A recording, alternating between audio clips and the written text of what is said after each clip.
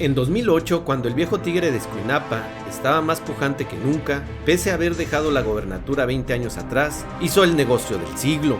Vendió más de 2,000 hectáreas en Teacapán a precio de oro, para un proyecto que ahora se ha vuelto en el foco de la atención nacional, luego de que el presidente López Obrador soltó la idea de que podría rifar los 5,000 lotes que compró Felipe Calderón en un sobreprecio de $100 millones, siendo presidente, y que en más de 12 años no ha servido para nada. El centro integralmente planeado, que se esperaba crear para detonar el desarrollo turístico del sur de Sinaloa, quedó en un gran monumento al escándalo, a la corrupción y a la sombra del narco, apuntalada por viejas historias que merecen la pena ser contadas. Durante y después del sexenio de Antonio Toledo Corro, 1981-86, la Agencia Antidrogas de Estados Unidos, DEA, documentó cómo en el rancho Las Cabras, en Escuinapa, existía una pista aérea que era usada para la llegada de aviones procedentes de Sudamérica cargados de cocaína. Según una fuente de la DEA, recibió dinero a gran escala de los narcotraficantes.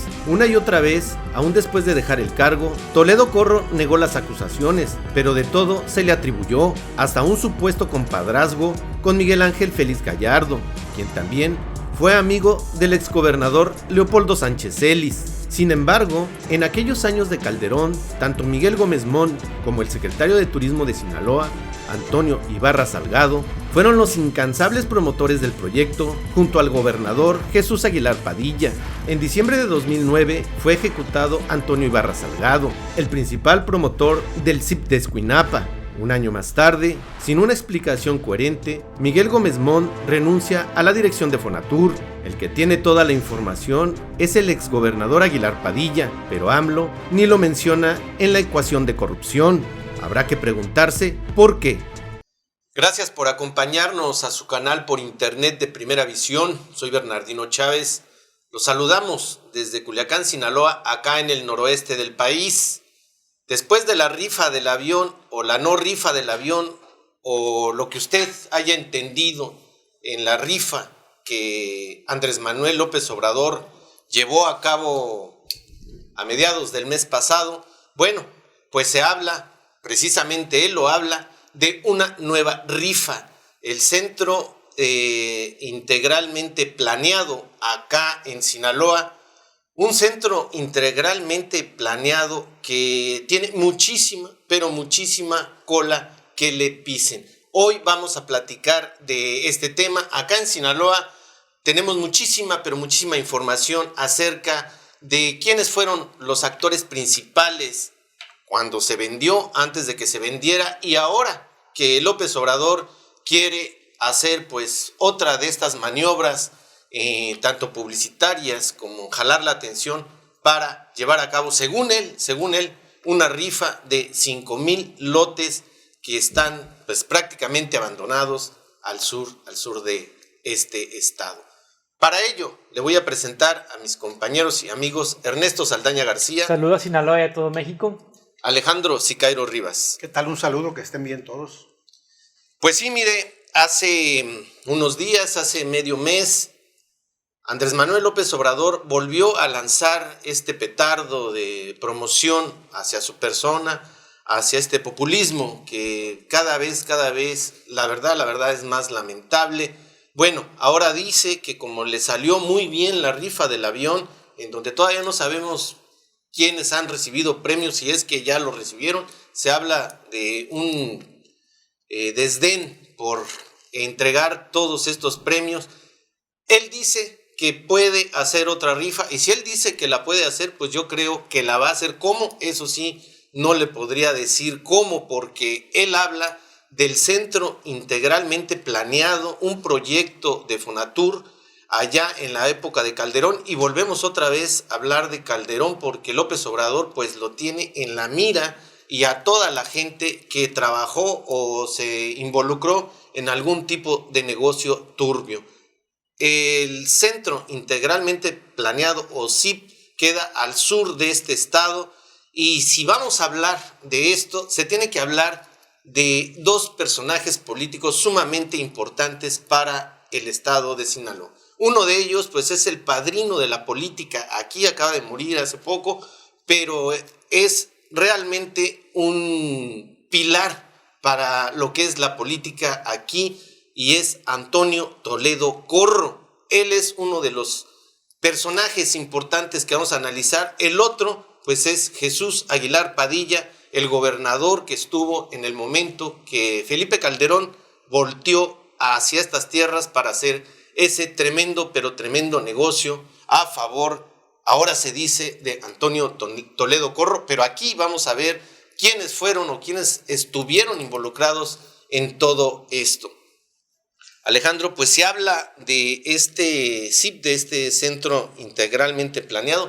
Se hicieron otros que dieron muchísimo éxito, como Cancún, como Iztapa, Los Cabos, y en este se planteaba una idea muy, muy parecida y que tenía todos los arrestos para llegar a ser ese centro turístico de gran calaje como los que acabo de nombrar, y de repente se empezó a ir para abajo, con la muerte del secretario de Turismo aquí, terminó prácticamente de hundirse. Ahora lo recupera políticamente, por así llamarlo, Andrés Manuel, y dice que va a hacer una rifa para vender 5,000 lotes en un lugar donde no se tiene ni el derecho de suelo, en el sentido de que para qué se puede utilizar ese suelo, y en donde todavía no está, pues, absolutamente nada claro en el sentido de cómo se llevaría la rifa, qué es lo que se planearía para habitar, para comercializar, para el turismo. Entonces volvemos a lo mismo. Se habla de una corrupción tremenda, ahorita lo vamos a tocar, pero también al mencionar que puede haber una rifa, pues está latente la corrupción otra vez, porque una rifa en un lugar donde no se sabe realmente para qué puedes utilizar esa tierra. Sí, mira, es una historia muy compleja, una madeja de corrupción muy difícil de desenredar, aún a estas alturas, cuando ya han pasado muchos años, pero pues suerte para la otra, para el presidente Andrés Manuel López Obrador, porque esta rifa ya se la sacó antes Antonio Toledo Corro, vendiendo estos terrenos a sobreprecio, 1,200 millones de pesos Oye, Alejandro, al gobierno de Felipe Calderón. Yo tenía entendido que él en serio se sacó una rifa de la lotería, o 2 veces ganó la lotería. La rifa principal se la sacó en el gobierno del estado, y en sí, esta. Sí, porque no sé, se había sacado una rifa de lotería, si no mal recuerdo, creo que 2 o 3 veces sacó la lotería este señor. Pues, realmente, no estoy... Entonces, pero también hay que recordar quién es Antonio Toledo Corro, ¿no? Antes de recordar que este CAPAN, que es el CIP, habría que rememorar un poco que fue el sexenio llamado la noche más larga de Sinaloa, ese sexenio, porque pues, la narcopolítica reinó a sus anchas, sin ninguna inhibición, sin ningún tipo de intervención de la ley, ni molestia.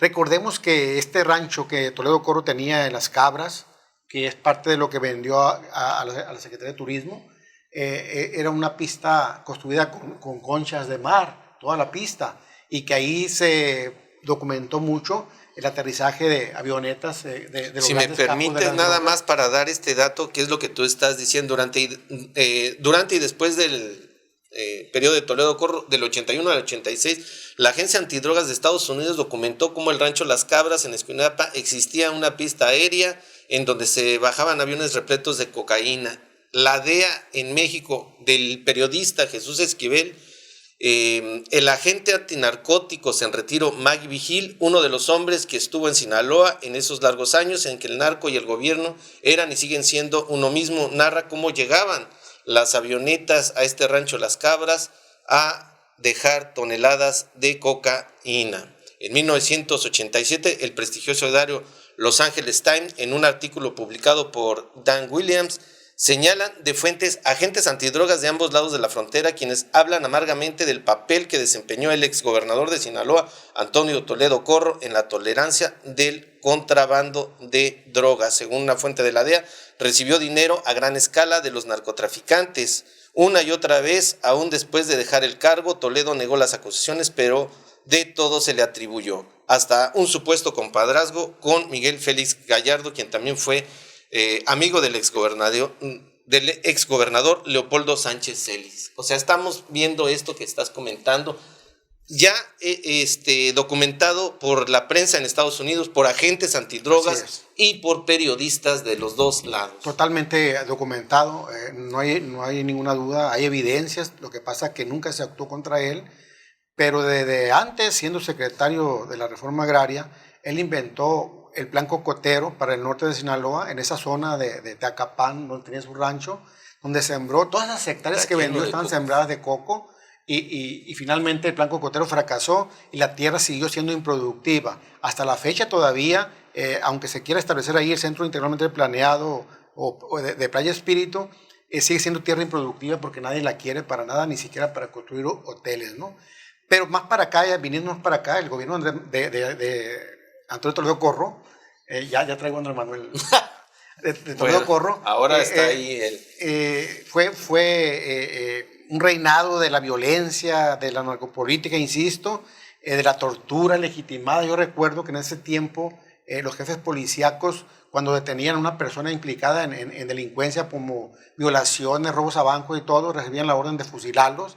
Entonces se los llevaban por allá a un traslado que según los trasladaban al Ministerio Público o a algún juzgado, y en el camino les decían que huyeran y que la ley fuga, la famosa ley fuga. Y los fusilaban, ¿no? Fue cuando se dijo que las violaciones eran apareamientos previos al matrimonio, que no eran violaciones.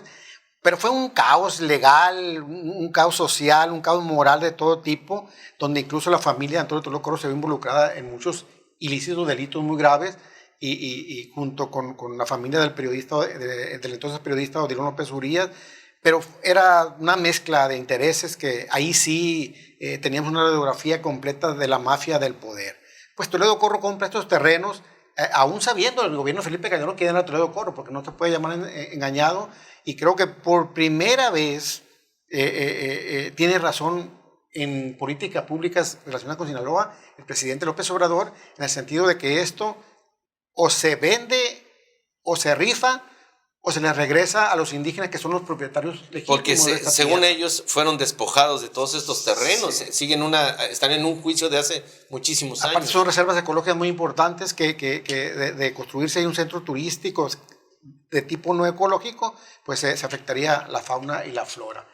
Es un enredo, te digo, enorme, difícil de desentrañar todavía a 40 años del gobierno de Toledo Corro. Porque en este caso, ahora sí que abrimos la historia de Sinaloa con Alejandro. Vemos a un Toledo Corro que aparece por todos lados, pero no es el Toledo Corro del 86, 87. No, Toledo Corro hace 2 años, 3 años, era un personaje totalmente activo en la política. Recordamos todas estas giras de Mario López Valdés, del mismo Jesús Aguilar, no se diga Millán, Quirino Ordaz Coppel. En su muerte estuvieron todos los políticos. Cuando se hablaba de tomar alguna decisión, se tenía que ir a consultar a Toledo Corro. Tiene un equipo de béisbol, se le construyó un estadio de béisbol ahí en Mazatlán. Entonces Toledo Corro no es una figura del pasado, es una figura totalmente presente. Y si hubo despojo, y si hubo esta venta multimillonaria, pues ¿dónde están todos los que recibieron esas grandes ganancias? No nomás Calderón, sino la gente aquí en Sinaloa. Bueno, primero que nada, estoy boquiabierto porque Alejandro dijo, no, yo no voy a hablar del pasado. Y lo bueno fue que no habló, ¿verdad? Está como tú cuando no quería hablar de Estrada Ferreiro, iba a ser bondadoso con Estrada Ferreiro. Sí. Mira, primero que nada, Bernardino, hay que aclarar para la gente que no sepa, porque mucha gente es joven que ve estos programas, que Toledo Corro fue alcalde de Mazatlán allá por los 70s, fue subsecretario de la Reforma Agraria cuando estaba López Portillo de presidente, y 2 años fue del 78 al 80 secretario de la Reforma Agraria, y luego fue gobernador del 81 al 86 de Sinaloa. En esa época pues se le llamó la Guerra Sucia. Incluso esos terrenos de ese rancho de Las Cabras se especula que eran ejidales, y que a la mala, siendo secretario de la Reforma Agraria a nivel nacional, Toledo Corro falsificó títulos de propiedad, todo, y los indígenas ahí, los legítimos propietarios, al modo de aquella época, simplemente te desaparecían, no volvían a saber los opositores. Sí. pobre a la política y salió como uno de los más grandes adinerados. No sé si entró pobre, pero no entró como salió. Sí, ¿no? lo que sí es de que salió multimillonario y con todos esos terrenos gigantescos, y está en dudoso origen. Habría que ver cuál fue el acta de propiedad que validó el gobierno de Calderón en el 2008. Y ya hablando un poquito ya después de lo de Toledo Corro, se viene el año 2008 y de repente el gobierno federal dice que va a desarrollar un centro integralmente planeado, como otros centros que ya ha habido, y aquí traigo mis datos, hago mi tarea yo siempre, como por ejemplo en 1974, el primer centro integralmente planeado en la época de Echeverría como presidente, el 74, fue Cancún, Quintana Roo. Ese mismo año, pero unos meses después, Ixtapas y Guatanejo. En el 76, Los Cabos, Baja California. En el 85, Huatulco.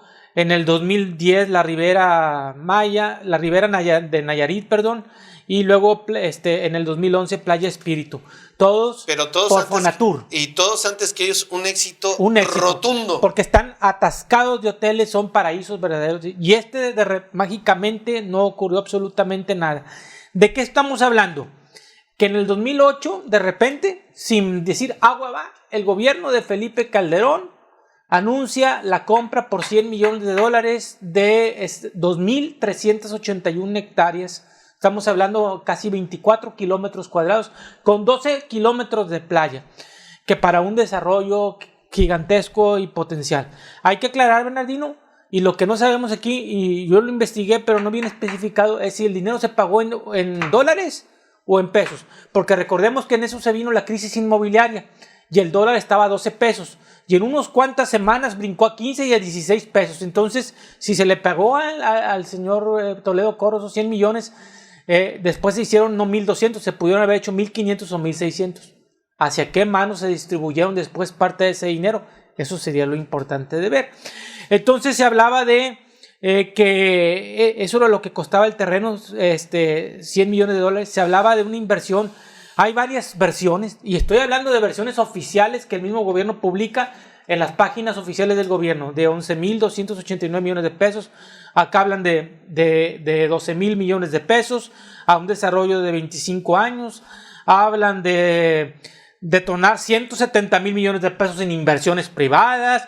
Hablan de 70.000 empleos directos, de 200.000 indirectos. En unas fuentes hablan de 40.000 habitaciones, en otras hablan de 43.000 y cacho, casi 44.000 habitaciones. O sea, hay números y números, 43.981 habitaciones de alojamiento. Hablan de hoteles, hablan de carreteras, hablan de ecoturismo, hablan de sustentabilidad, etcétera, etcétera. Que de lo que estás, por ejemplo, los dos grandes defensores del proyecto era Miguel Gómez Mont, aquel hermano el secretario de Gobernación, y un personaje muy importante para el gobierno de Calderón, como el que fue secretario de Turismo aquí en Sinaloa, Antonio Ibarra Salgado. Ellos fueron los incansables promotores de este proyecto, que ni los empresarios hoteleros eran los que de allá de Mazatlán querían el proyecto.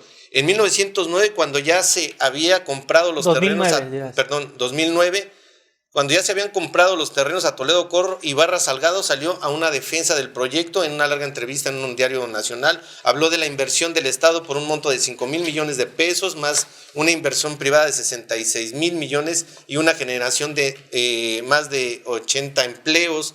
También dijo que Playa Espíritu estaría concluida en 2025 y entonces ya recibirían más de 3 millones de turistas nacionales e internacionales, una joya del Mar de Cortés. Pero en diciembre de 2009 fue ejecutado Ibarra Salgado, y esto fue uno de los principales promotores. Cuando lo ejecutan aquí, que se habló mucho, incluso alguna voz periodística decía que estaba involucrado con el cártel aquí, que era lavador de dinero. Bueno, cuando se ejecuta a este personaje se viene abajo absolutamente todo. Y también Antonio Ibarra Salgado creo que es un personaje muy importante para ese proyecto y todo lo que generó Aguilar, porque Aguilar fue quien construyó la Secretaría de Turismo, no había Secretaría de Turismo. Y bueno, y acordemos que en noviembre, diciembre del 2008 se viene la crisis inmobiliaria que empieza en Florida y le pega a todo el mundo, y se vienen 3 años de recesión. Entonces, supuestamente, después de esa crisis del 2009, en el 2011, Felipe Calderón anuncia que se van a invertir entre el 2011 y el 2012, en esos 2 años, 14,000 millones de pesos. Se vienen las campañas, yo creo que el dinero se desvía de las campañas, no se le invierte. Llega Peña Nieto, transcurren 4 o 5 años de su gobierno, que en lo que van, que le hacen, que no le hacen, le meten supuestamente alrededor de casi 1,400 millones de pesos. Estamos hablando del 10% de lo que dicen que habían hecho. Yo no lo conozco personalmente, el centro ese integralmente planeado, pero vi que unos diputados, Carla Montero del Congreso, andaba muy interesada en eso y hasta tenía un plano gigantesco en su oficina ahí, porque estaba ella muy enfocada en ver si atraía inversiones. Luego platico eso. Y lo que sí es cierto es que se empezaron a hacer carreteras. Por un lado, un hotel que se terminó, pero que quedó inconcluso al no meterle mobiliario, se quedó abandonado, y como que al modo de las grandes fraudes, sin ton ni son, erráticos, y al final de cuentas, terrenos caros, obras caras, desarrollos inconclusos. Aquí hay datos importantísimos, Alejandro, para analizar. El hermano Miguel Gómez Mont y su hermano, pues un peso pesado en lo que es el gobierno de Felipe Calderón, y Antonio Ibarra Salgado, que es también un empresario que aquí tenía pues mucho calibre en lo que era la empresa. Ellos son los que están promocionando este proyecto. Y la otra parte, los empresarios hoteleros de Mazatlán le dan la espalda totalmente a esto. Estamos hablando de los otros centros integralmente planeados que fueron un éxito, y en este caso los mismos empresarios de aquí no le dan el apoyo a este proyecto, y Antonio Ibarra Salgado termina ejecutado en un acto sumamente violento y muy representativo o muy representante de lo que fue este pleito entre los Beltrán Leiva y el otro grupo que estaba en contra. Esos datos, ¿a ti qué te hacen pensar, Alejandro? ¿Qué intuyes de estos datos? Mira, cuando se anunció el CIP de Tecapán, los empresarios hoteleros de Mazatlán pintaron su raya porque conocían la historia de esos terrenos, conocían que... Y a los actores. Conocía que hubo una asignación ilegítima de Toledo Corro de esos terrenos que para los comuneros de ahí, de esa zona, tienen un título virreinal, de la época virreinal, que los 1715. Sí, creo que los acredita como los propietarios del terreno. Pero yo mencionaba hace rato el plan cocotero de Toledo Corro, que fue una idea de sembrar palmeras, toda esa zona, todo, y que se iba a crear un esplendor económico por el coco. Y yo nunca entendí por qué, dónde iban a vender el coco, qué iban a hacer con el coco. Finalmente el coco se quedó en las palmeras, se secaron las palmeras, y Toledo Corro cuando las palmeras se secaron, Toledo Corro ya era el dueño de toda esa área, ¿no? Entonces, creo yo que desde los orígenes que tiene, con los vínculos con la narcopolítica, desde el despojo a los fondos indígenas, de todo eso hay una historia negra, y que el sector turístico de Mazatlán lo conocía muy bien. Yo recuerdo que uno de los primeros que se deslindó fueron los Verdegué, que dijeron, nosotros no le vamos a entrar ahí. Alejandro, en esa época de los años 70, con Echeverría y López Portillo, se hicieron grandes fraudes a nivel nacional, sí, por la Secretaría de la Reforma Agraria, no solamente en Sinaloa, a lo largo y ancho de todo el país, incluyendo Quintana Roo, ¿sí? Y se fabricaron títulos de propiedad sacando comunidades enteras, arrasando, metiendo bulldozers, desapareciendo gente que no sabían, las subían en avionetas y las tiraban al mar, etcétera. Y pero cada estado tenía su propia problemática. Aquí la problemática que yo veo en este aspecto es de que había un proyecto, en mi punto de vista, porque he ido a Cancún, he ido a Iztapa, he ido a Los Cabos y he visto la zona hotelera, he oído a hoteleros, por ejemplo en Cancún, cómo se expresan de su desarrollo que están haciendo. Es totalmente diferente a cuando entra dinero del narco y empiezan a querer generar un emporio de este calibre. Ese es el ingrediente que yo creo que finalmente no hay nada, nada de urbanización todavía en esa zona. Así es. Está una entrada muy llamativa y un hotel creo que está, pero es todo lo que hay. Sin embargo, quisieron venderle a los empresarios a precios de oro esto. Creo que estaban casi al 200% más de cualquier terreno que tú pudieras comprar en un desarrollo de playa que realmente era atractivo para el capital internacional, ¿no? Aparte de que yo creo que la mancha que trae de origen Playa Espíritu es lo que echó a perder todo esto, ¿no? El único ganón en esta lotería, insisto, fue Antonio Toledo Corro. ¿Pero tú crees que nada más él haya ganado, Alejandro? Bueno, es que se cuenta una anécdota que el entonces secretario de Turismo, intermediando con Calderón, le pedía Antonio Ibarra. un 20%, no, federal, le pedía un 20% de la comisión de la venta, y Toledo aceptó, y ya cuando le pagaron le dijo, no, yo te voy a dar ni un 5 de comisión, y búscale por donde le busques, y ya sabes por dónde buscarle, le dijeron. Entonces desistieron hasta de la comisión que le iba a pagar el gobernador. Entonces, es la historia del tigre de Escuinapa, el tigre del sur. Pues es la historia que todo el tiempo así le apodaban la fuerza, a Toledo Corro con la intolerancia, con la prepotencia, con el autoritarismo. ¿Por qué ahora llama más la atención mediáticamente el centro cuando en el 2008, 2009 se anunció las compras y los desarrollos? Se le dio tratamiento periodístico, pero no de la misma intensidad. ¿Por qué los medios callaron al ver? Sí se le dio. Alejandro siguió, yo seguí, otros periodistas siguieron. Nosotros nos involucramos muchísimo en todos estos datos. Yo me acuerdo que en Río 12 publicamos muchas entregas sobre la corrupción. Así es. Y inclusive seguimos todavía comentando. A mí me han llamado mucho la atención porque yo, ahora que falleció Toledo Corro, comenté este asunto y me dijeron que cómo yo me atrevía a hablar así de una persona que ya había fallecido. Sí, pero la historia no se debe de olvidar. Pero, ¿no? Yo creo que debe... No, y nadie se vuelve santo cuando se muere, ¿no? Por más pequeña que queda... y más cuando actúas así. Debe de quedar, y esto es... Esta es la historia, pero es una historia tan inmensa que yo creo que la revista Proceso lo contó en inmensidad de páginas. Así es. Proceso sí fue muy amplio en eso. Sí, cuando Toledo era gobernador, le contó toda la historia. Entonces, ahí está escrito, ¿no? Sí. Está escrito... Pero ¿por qué no lo vio el gobierno de Calderón en ese momento? ¿Por qué no lo vio el gobierno de Sinaloa en ese momento? Sobre todo. ¿Por qué no lo vio nadie en ese momento? Tienes razón tú. ¿Por qué? Porque es una madeja de complicidades donde todos salieron ganando algo. Vieron los 100 millones de dólares. Y bueno, ¿y por qué no ahorita quiso reivindicarlo socialmente, políticamente, poniéndole su nombre a una institución educativa de ahí, de Teacapán, y poniendo un monumento en la plazuela de Navolato, en el centro, ahí está el monumento de Toledo Corro. Entonces se quiso reivindicar, pero no quisieron recordar lo que había pasado, y la verdad, a mí sí me tocó vivir esa época como periodista, y no quisiera yo que ni Sinaloa ni ningún otro estado volviera a pasar por momentos así. Época en la que estuvo Estrada Ferreiro de su procurador, por supuesto, en un puesto clave, en un puesto clave, por cierto. En este aspecto, para aterrizar, está ahora diciendo López Obrador que va a hacer una rifa.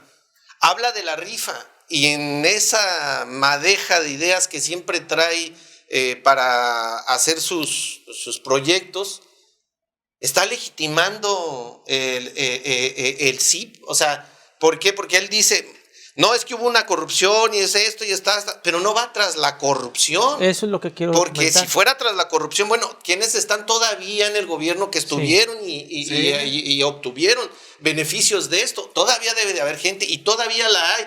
¿Por qué entonces vamos ahora a hacer una rifa para vender los cachitos estos o los lotes o lo que sea, y no nos metemos a lo más importante, que es cómo se llevó a cabo y quiénes son los que todavía están en estos gobiernos que tuvieron mucha participación en esto? Bueno, quiero retomar lo que dijo Alejandro. La revista Proceso sí data. Yo creo que mejor que mejor que Río 12, porque ya saben que Proceso para esos niveles no hay quien lo iguale en este país. Detalló ampliamente. Me refiero al gobierno de Toledo Corro, no estaba Río 12 todavía. Al gobierno de Toledo Corro, Proceso lo esculcó y todo eso. En el periodo. A lo que voy es lo siguiente. Tienes razón, Bernardino, por ahí es lo que quería yo concluir. Aquí en este caso serían 3 fraudes. Primero, la adquisición de los terrenos, de cómo lo hizo la familia Toledo Corro. Segundo, el sobrepago, evidentemente en 100 millones de dólares, unos terrenos que no estaban urbanizables y que estaban totalmente alejados de lo que es la civilización. Yo creo que Chametla es el pueblo más cercano por ahí.